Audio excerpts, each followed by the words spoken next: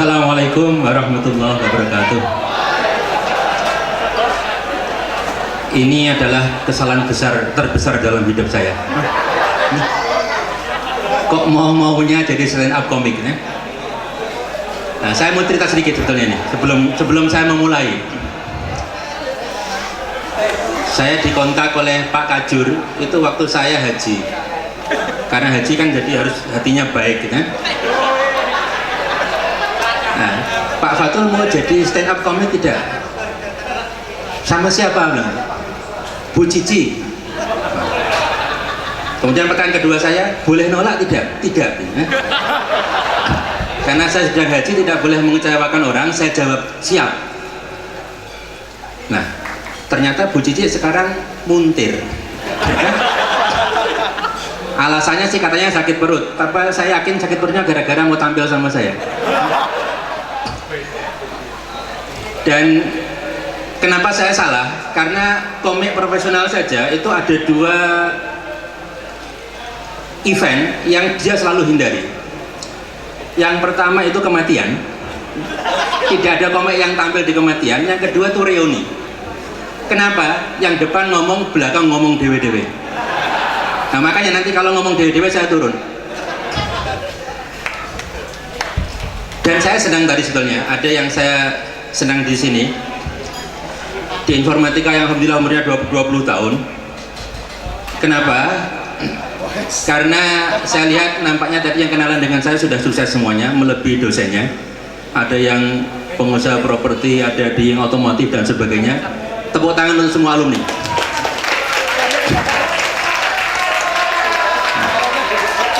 Dan tadi doanya kan informatika semakin maju. Nah, saya pernah ditanya oleh seorang profesor dari ITS, saya tidak sebut namanya karena saya takut ini nanti diunggah di YouTube. Profesor tanya ke saya, Mas Fatul katanya, di UI ada Cinanya enggak gitu. Saya jawabnya kan bingung, Mbak. Dan saya punya prinsip, kalau ditanya itu yang penting dijawab, jawab yang penting. Nah, akhirnya saya bilang, loh, dosennya ada, Pak. Jawab saya gitu, karena ada Pak Hendrik di sini. Saya tidak jawab mahasiswanya ada, tapi dosen saja ada. Akhirnya oh gitu ya. Karena apa? Katanya kalau ada Cina itu simbol kualitas. Loh kalau Anda jalan-jalan ke Jalan Kaluran, nyari warung yang paling enak, itu yang nyari ada Cina di situ. Biasanya luar biasa. Resikonya campur suike. Tapi minimal enak. Dan tadi waktu saya datang saya agak kaget dari waktu datang. Ternyata saya yang paling senior. Tetapi kebahagiaan saya bertambah ketika saya tahu saya bukan senior lagi. Karena Pak Dekan dan Pak Warek 3 datang di sini. Tepuk tangan untuk beliau berdua. Dan yang menarik waktu saya masuk tadi nggak ada tempat parkir, saya harus mundur. Panitianya saya nggak tahu, panitianya mahasiswa ya. Nampaknya belum pernah saya ajar.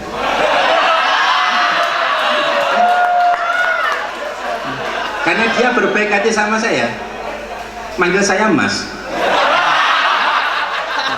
Mas parkirnya penuh, wah, alhamdulillah saya dipanggil Mas. Tapi masih muda. Itu lebih baik daripada panitia ospek, panitia pekta Pak ya. Suatu saat saya masuk, dia kenal sama saya. Waktu itu saya dekan. Langsung kodenya, badak masuk katanya. Dekan dikira badak. Ini jadi masalah ini. Nah kodenya itu ada badak, babi dan sebagainya, saya nggak tahu ya.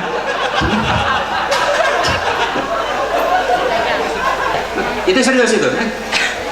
Saya punya kepean di sini karena saya ini tadi udah bilang saya lebih baik khotbah dibandingkan stand up comedy.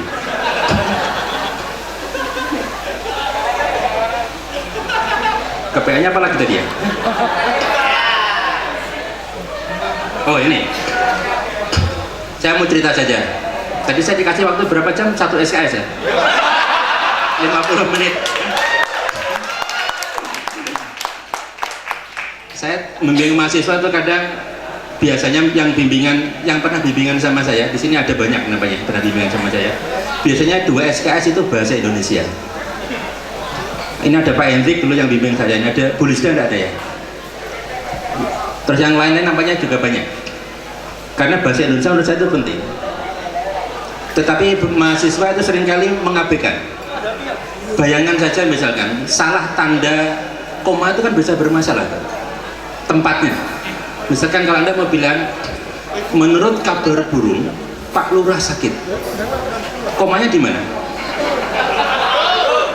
Setelah burung kan, sekarang dimajukan satu kata kan berbeda artinya.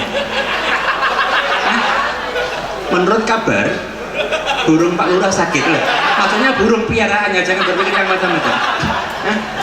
Loh, apalagi misalkan kalau percakapan, misalkan Bu carikan teman-teman kan bagus.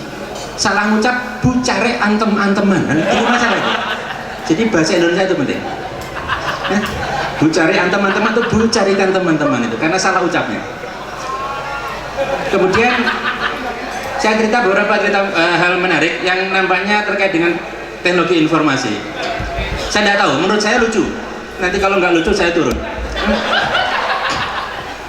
Tahun 2000 sekitar 2006-2007 saya ketemu sama seorang konsultan Bank Dunia. Dia di Jogja. Ketemu saya gara-gara nyari nama saya di Google.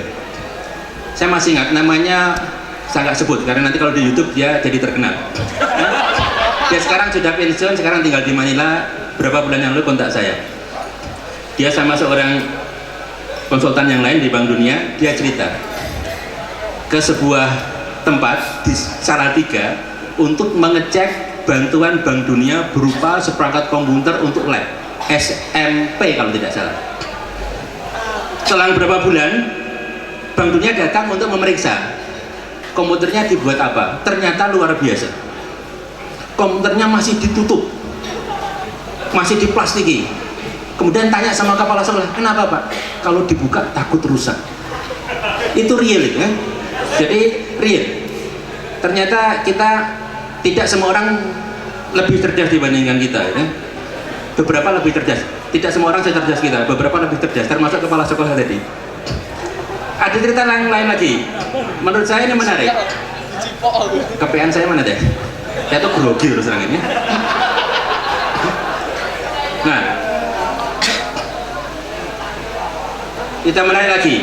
Menurut saya lucu juga, ini sekitar 10 tahun yang lalu saya ketemu dengan kepala BID Jogja, lagi-lagi tidak saya sebut merek. Dia ketemu sama semacam kepala dinas Kominfo di sebuah daerah, saya tidak sebut nama daerahnya. Bilang, Pak, saya punya 2 e-government Pak. Luar biasa kan? Luar biasa, daerah terpencil punya 2 e-government. Mana Pak e-government? Ini loh Pak alamatnya, ternyata alamat email. Dia nyebutnya 2 e-government, dan itu real laki-laki tidak semua orang nampaknya cerdas kita gitu ya. Ada juga tidak hanya mereka. Saya juga menemukan seorang dosen, tidak saya sebut mereknya juga ya. Waktu dia bimbingan katanya disketnya rusak, file tesisnya rusak. Bilang sama supervisornya, "Loh kenapa?" "Saya taruh di luar, kena virus." Jadi karena taruh di atas CPU itu kena virus. Dosen loh ya. Tidak saya sebut mereknya. Ya tidak informatikanya jelas ya. Menarik sekali. Udah berapa SKS tadi? Belum? Masih lama ya? Nah, saya udah keringetan ini. Nah, saya terakhir. Indonesia itu tadi terlepas dari cerita-cerita yang lucu tadi, Indonesia sebetulnya adalah bangsa yang sangat maju.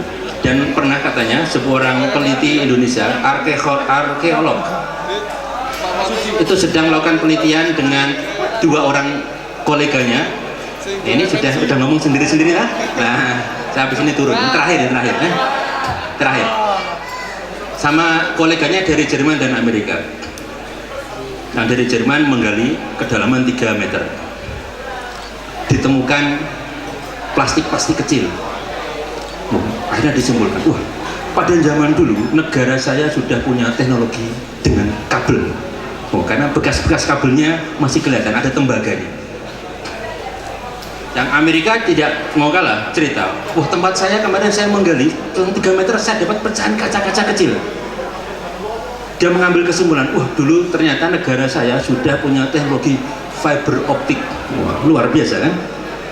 Indonesia gali 3 meter nggak ketemu apa-apa, karena orang Indonesia kan cerdas.